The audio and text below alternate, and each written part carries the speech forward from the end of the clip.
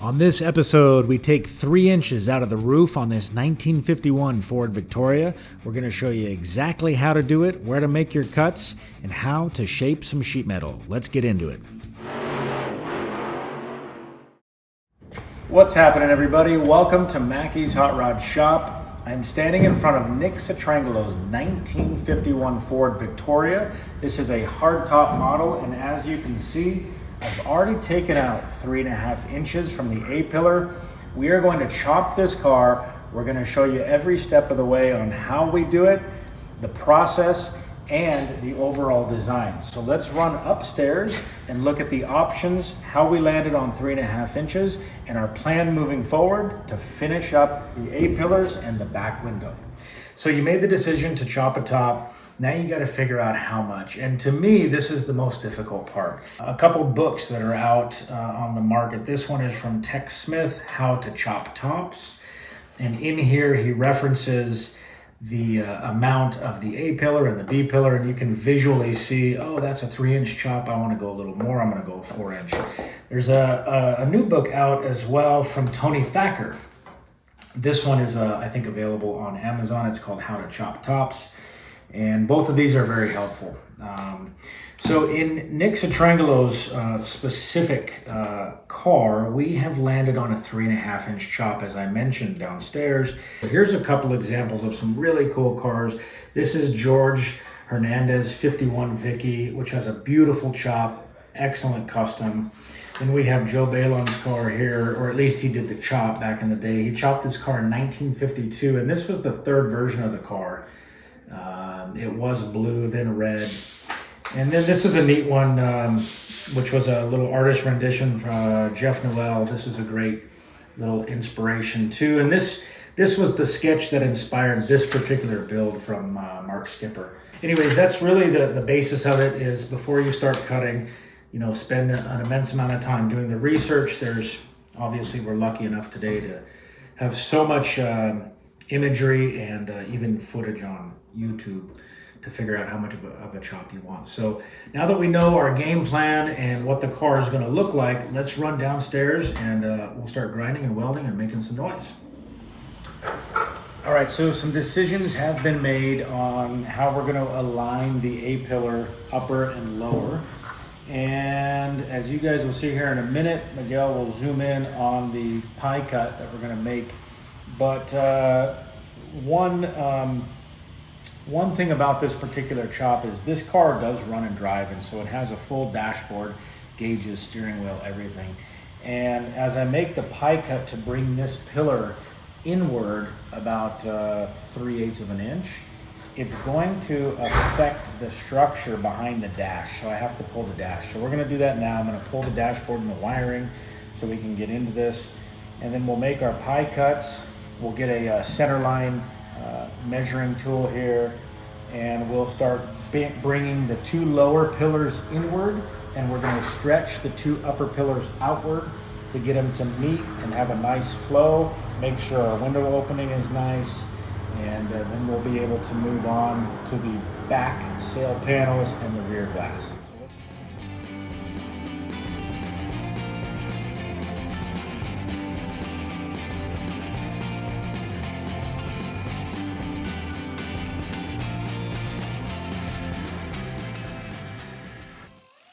As mentioned, I took 3.5 inches out of the front A-pillars and 3.5 inches out of the rear C-pillars.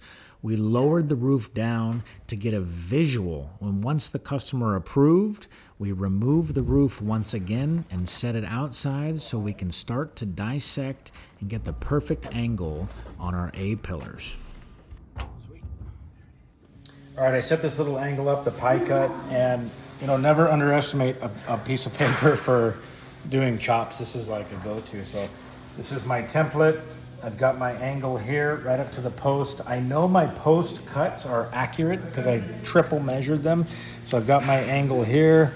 I go to the other side, I draw a line, then I take my caliper, I open up the angle here about 1/4 inch, and I draw another line. So they're identical. So a lot of guys will, build like a little scaffolding and measure and all this stuff. I like to do it this way, make my cut super accurate, bring my pillar in, and then I will take a reference measurement, you know, from say the center line and to the corner, and if we're within a 1/16, that's better than what the factory did.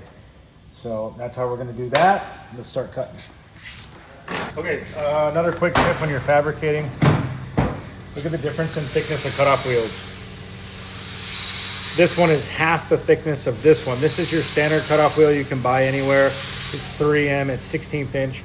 This is 0.04, and these are very expensive. They're from 3M, they're Cubitron, but they're very thin, and it makes precision cuts.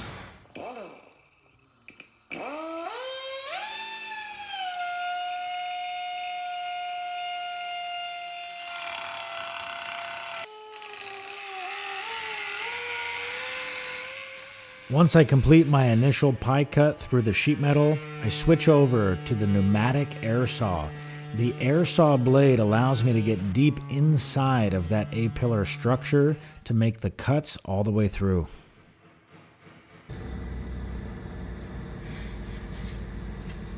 Happy with the fitment, I move on to the driver's side.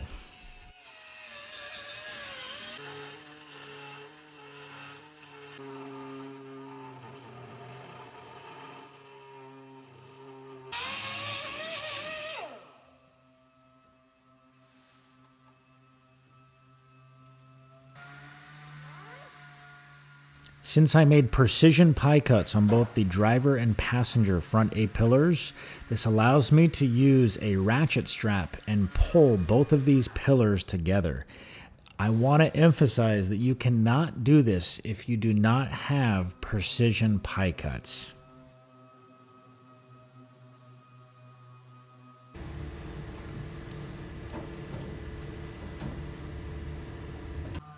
Once I'm happy with the fitment, I throw a vice grip clamp right on the window channel pinch well. Then I take a few reference measurements to make sure everything verifies.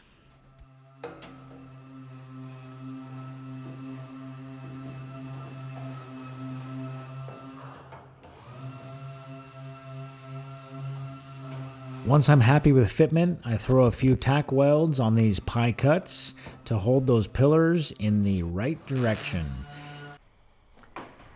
All right, we are 72.5 millimeter.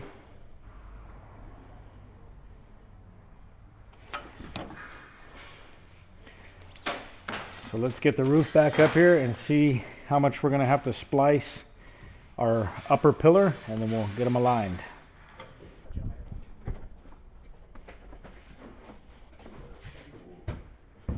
A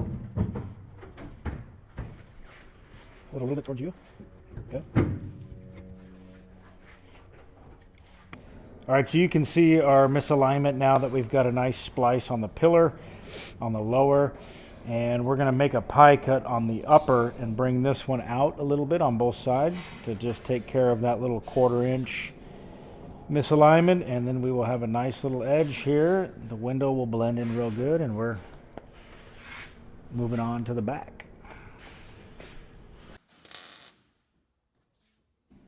So with both lower A-pillar fitments perfect, I'm going to tack weld those in place, which will allow me to begin the process of the upper pillar splice. And as you can see here, we finished up the complete A-pillar. We've got a nice pie cut on the upper.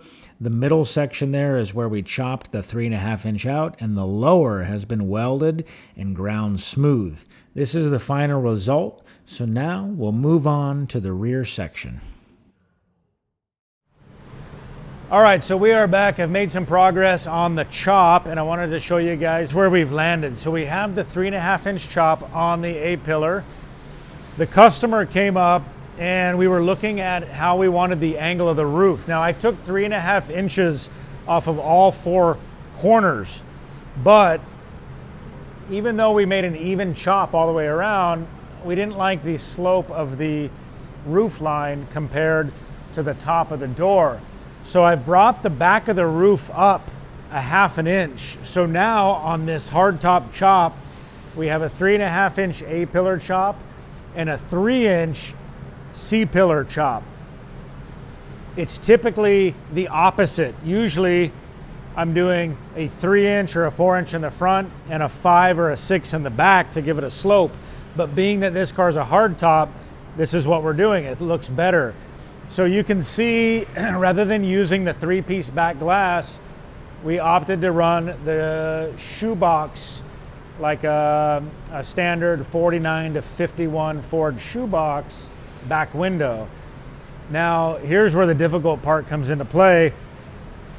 The owner and I both want to keep the original back trim that went around this Victoria back window. So in doing that, the back trim ends right here. But now our roof line comes about 3 inches forward. So what we're gonna do is find a second set of trim, which we've already done, and we're gonna extend this trim to end right here at the gutter, how it would have been original. Also, you can see I've got the rear window mocked up. This is the mock-up gasket, the glass is in it. This has all been sandblasted. And what I'm gonna do is I'm gonna weld this back window in place of the original back window, again, keeping the trim the same. And then I'll start to work on my flow and make these two panels match. And I'll start building the new sail panel and shaping it on the English wheel. So that's the game plan. What I'm gonna do right now is start working on taking the body primer and filler out of this area so I can mate the rear panel to the body. And then I'm gonna start working on this section and mating these two with a nice flow.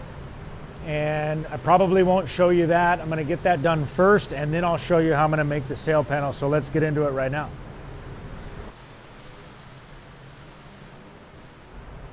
So when I mock up a new rear back window, or even if it was the original back window, obviously I'm using these vice grip clamps. These ones are actually from Irwin. Yeah, Irwin vice grip. And these are great because they're super deep on the throw, and you can clamp the panels together. But also what I like to do is just grab a scrap piece of steel, and you can see if I remove this little piece, my panel is hanging down. So when you get the right length, you just kind of wedge it up in here, and that'll hold your center of your roof in. Sometimes I'll run 2 or 3 of those just to get the right curvature of the roof. When chopping a car, that is the most important aspect, is getting the right curvature of the roof. You have to spend time in doing it, and a lot of guys struggle with clamping the back panel. This right here, to me, is one of the easiest ways that you could do at home. You just cut a little piece of steel to the right length and wedge it in place. The Ford shoebox back window and metal surround comes out, and I take off the primer that surrounds the original Victoria body. Once I do that, I can then mark and trim the excess sheet metal material around the Ford shoebox back window. Once this little lip is removed, I can then set the shoebox window surround in place and start to fit it and tack weld it all together.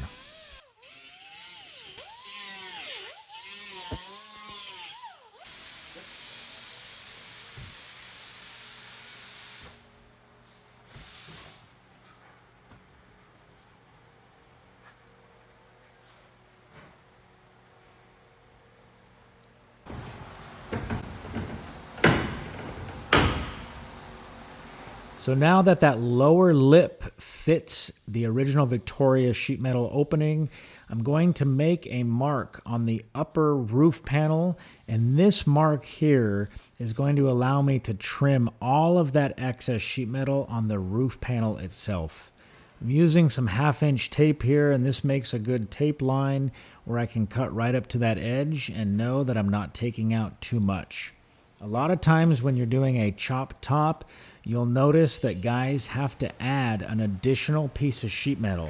And sometimes this is because they've taken too much material out of the back window surround or the roof panel itself. Believe me, I'm talking from experience when I tell you this. So make sure, the old saying, Measure twice and cut once.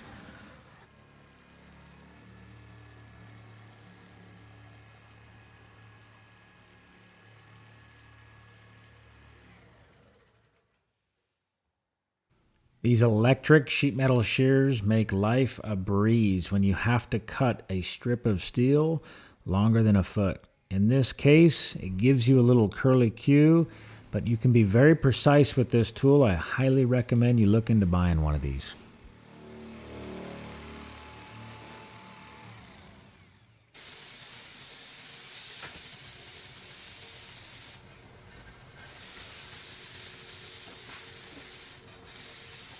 All right, it's been a few days, and we've got the window here mocked up with a decent shape overall. It's not the final shape by any means, but I just wanted to touch on this little area here. So this was the original notch for the rear window, and the rubber sat in here, and then this trim sat right across like this. And my game plan is now I've got the rear window surround trimmed, and it's going to sit and weld right on that lip of the old window seal. And that way, when my trim fits right in here, you can see, if you look down this way, you can see that that trim is just going to fill that little V void right there. And it'll have a really nice look with the angle of the window and the sheet metal right there being exposed. And my seal is proportionate to the trim. It'll have a nice gap, and it's not going to look too far away. The window isn't going to look too high. That's really important. So I'm pretty happy with this overall look. So now what I'm going to do is tack the window in place. I'm going to put a center line on it and a center line on my body, tack it in place, and then I'm going to start building my sheet metal surround, and we'll start building and shaping these sail panels. So that's going to happen on the next episode.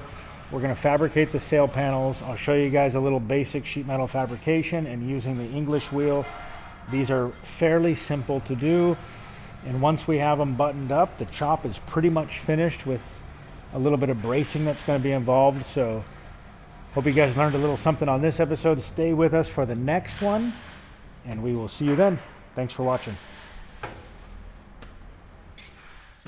I just wanted to say a quick thank you to all the subscribers and anybody that watches our videos. Our channel is growing, and we're very much appreciative of that. So if you haven't subscribed, hit that subscribe button. It costs nothing at all to do so, and we will see you guys on the next episode of the Chop Top Part 2. See ya.